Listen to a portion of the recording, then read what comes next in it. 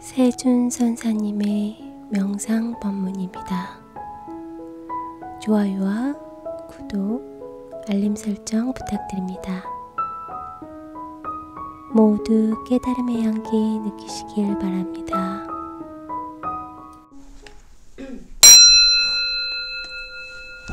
스님, 어떤 일을 시작함에 있어서 욕심인지 아닌지 명상심리 관점에서 어떻게 알 수 있을까요?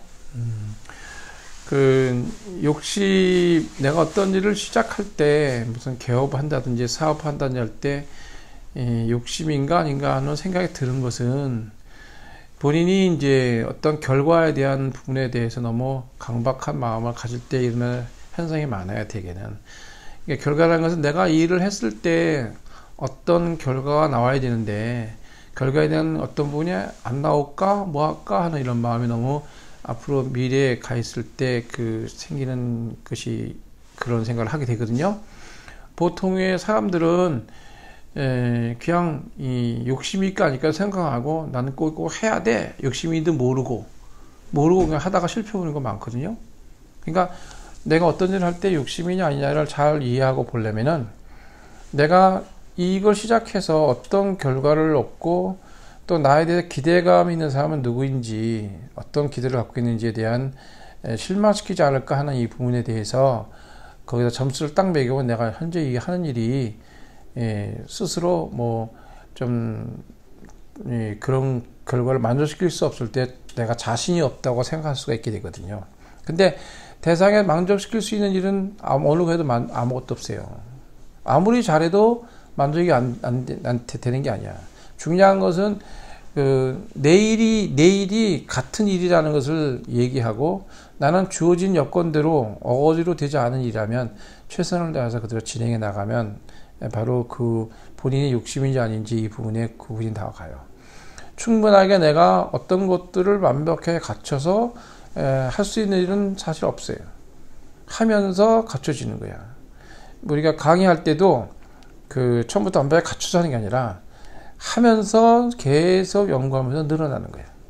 그리고 가르치는 입장에서는 스님한테 여러분들은 배우기도 하고 안내받기도 하고 그러다고 생각할 수도 있지만 스님 입장에서는 난 여러분한테 뭘 또 배우거든, 사실은.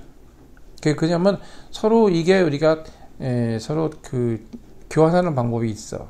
받아들일 때는. 표면상은 누가 배우고 누가 가르친다 이렇게 보고 있지만 사실상은 서로 보고 배우는 거거든.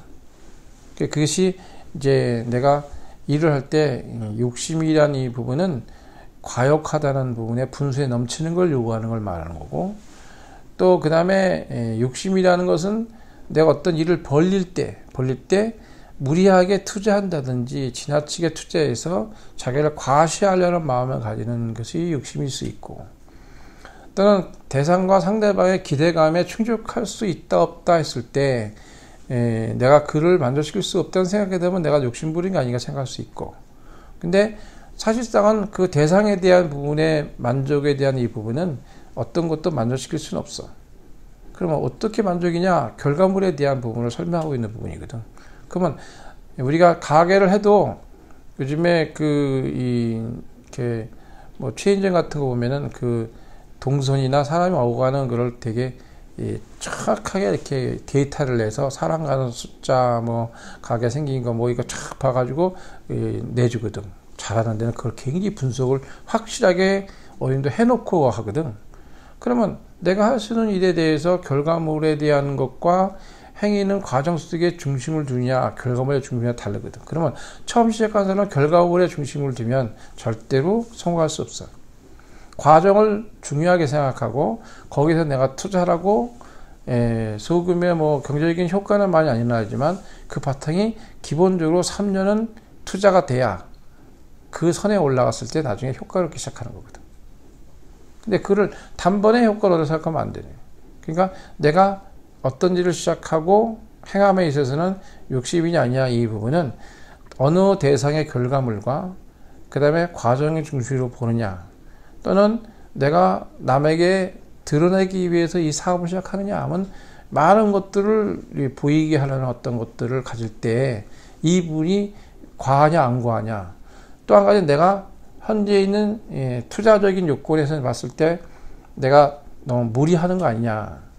그러면 그게 욕심이지. 그렇지만 자기가 할 수 있는 여건에서 최선을 그 일을 소화하고 있다면 욕심이라 볼 수는 없지. 그리고 그 일이 첫 걸음이 시작됐을 때부터 큰 결과를 얻을 수 없지만 그 과정을 길게 보고, 그리고 공부는 이제 뭐 우리가 어떤 일 할 때 공부는 그만하고 뭐 하자 이러면 절대로 공부는 끝까지 하는 거지. 그러면서 그 일을 또 하는 거지. 그걸 놓치면 안 된다 이 말이야. 그것을 분명히 그게 같이 연결되기 때문에 그 맥락이 끊어져 버리면 그 일도 진행하는 광고에서는 안 되는 거지. 우리가 사업해서 물건을 만들어도 이제는 너를 끊고 내가 하겠다. 그럼 그 사람 되게 다 망해. 원천적인 그 사람의 도와주는 어떤 부분이 되어져 있는 물건을 이걸 끊고 내가 혼자 독립해서 하겠다. 그러면 나중에 다 망해. 왜? 그걸 알면 업계에서는 저 사람이 꼭 저쪽으로 배신한다는 걸 느껴버리거든. 응? 느껴버려. 그러면 그 다음 맥락을 찾지를 못해. 그 사람은 독립한다는 이 부분은 그 혼자 홀로서기 한다는 이 부분은 혼자 산다는 것이 아니라 어떤 동질적인 부분과 연결돼서 나의 정신적, 물질적 후원할 수 있는 그걸 단단하게 가지고 있다는 뜻이 독립이야. 응? 그거 아무것도 없이 독립이란 말은 있을 수 없어. 그건 독립이 아니고 그런 깜빵에 가 있든지 뭐 다 끊고 얼른 가는 것이 연결이 안 되는 거지. 이 자기 스스로가 자기 도태시키는 것밖에 안 되거든. 그러니까 우리가 삶에 있어서 내가 욕심을 부린다 안 부린다 하는 이 부분은 내가 갖고 있는 현재 소화할 수 있는 능력. 밥을 먹는데도 과하게 먹으면 배탈 나잖아. 그러니까 알맞게 먹을 수 있는 것이 그 과하게 먹고 있느냐 안 먹고 있느냐. 그리고 지나친 결과를 바라느냐 안 바라느냐. 첫 발을 뛰는 사람이 과욕한 마음을 가지고 있으면 그거 욕심이지. 그렇게 되면. 근데 그 과정을 중시한다 그런다면은, 그리고 내가 거기 일에 대해서 투자한 게 뭐 무리하거나 그런 게 아니라면 욕심은 아니지. 근데 욕심이라는 부분은 결과물에 대해서 기대치가 있는 사람에 대한 어떤 것들에 주기 위해서 뭘 한다든지 이런 부분에 바라고 하는 이 부분은 그는 이 상대를 매칭하는 부분에서 표현하는 방법이 좀 달라져야 되겠다고 생각해. 그 부분은. 그걸 내가 어떻게 유도하느냐. 이 부분이 중요한 거지. 그래서 모든 것은 그 욕구와 욕심으로서 이루어지는 세상이기 때문에 그걸 얼마큼 과욕하지 않게 하느냐에 따라서 수준에 따라서 그 욕심이 해소되는 거거든. 플랫폼 사업도 필요한 부분에 대한 욕구와 충족을 해주기 위해서 생기는 거거든. 근데 그거 어찌 나쁘다고 볼 수 없잖아. 근데 거기서 그 플랫폼에 들어가서 이런 좋은 걸 내가 구했고 또 아주 저렴하게 구했어. 그래서 감사하지. 이런 게 있기 때문에 내가 필요한 걸 얻을 수 있기. 근데 사람들은 이것을 과욕하다고 하지 않거든. 근데 이 사업은 상대가 욕구와 충족을 위해서 하는 거거든. 그 욕구라는 말은 내가 필요한 조건을 갖출 수 있는 이 여건을 찾는 부분들을 활용해 주는 거거든. 명상도 마찬가지야. 명상도 내가 필요한 욕구와 충족된 이 부분을 어떻게 중간적으로 컨트롤해 나가면서 적절하게 활용할 수 있는 부분을 갖고 내가 속위의 어떤 과정 속에 쌓여진 노하우에 잘 담아서 상대방과 같이 갈 수 있는지 이 부분을 보는 거지. 그러니까 우리가 그 동사섭이라는 말이 있는데, 동사섭은 이제 그 상대방에게 이제 그 동고동락을 같이 한다는 뜻이야. 그러니까 같이 삽질도 해주고, 사장이라서 안 하면 소소좀 해주고 뭐 이렇게. 응? 그러면 서로, 그러니까 서로 동사섭이 되는 거 아니야? 섭자가 그 귀자가 들어가거든. 귀자가 3개가 몇 개 들어가. 그러니까 그게 뭐야? 귀가 3개란 뜻이지. 두 귀로 경청을 하고 또 하나 귀가 또 하나 있지? 그게 뭐야? 말귀. 말귀도 못 알아들어. 그 뜻을 알아듣는 거지. 이 3가지가 있을 때 섭이다 이 말이야. 동사섭이라는 것은 경청과 안으로 들어가는 거, 바깥으로 나오는 거하고 내가 뜻으로 상대방을 받아들이면서 그걸 이해하면서 그들을 이해하면 어때요? 내가 내 입장에서 얘기할 수는 있는 것이 안 되고 그걸 조절할 능력이 생기는 것이. 그러면 욕심이 이 부분을 끊을 수 있는 거지. 그래서 우리가 살아가는 과정 중에서는 이 욕심은 있을 수가 없고 죽음은 욕심이 없어. 죽어야 없어져. 그러니까 내가 얘기하는 뭐 불교에서는 탐진치, 삼독 그런 것은 지나칠 때 독이 된다는 뜻이지. 알맞게 탐을 갖고 가면 진치가 독이 되지 않는단 말이야. 그러니까 화내거나 어리석지 않는다는 뜻이지. 근데 지나쳐 욕심을 낼 때 어리석어지는 거죠. 그러니까 그걸 내가 욕심을 내냐 알려면 일단 이 과보심이 뭐냐를 생각해 일단. 과보심. 내가 이걸 하면서 어떤 과보를 바라지?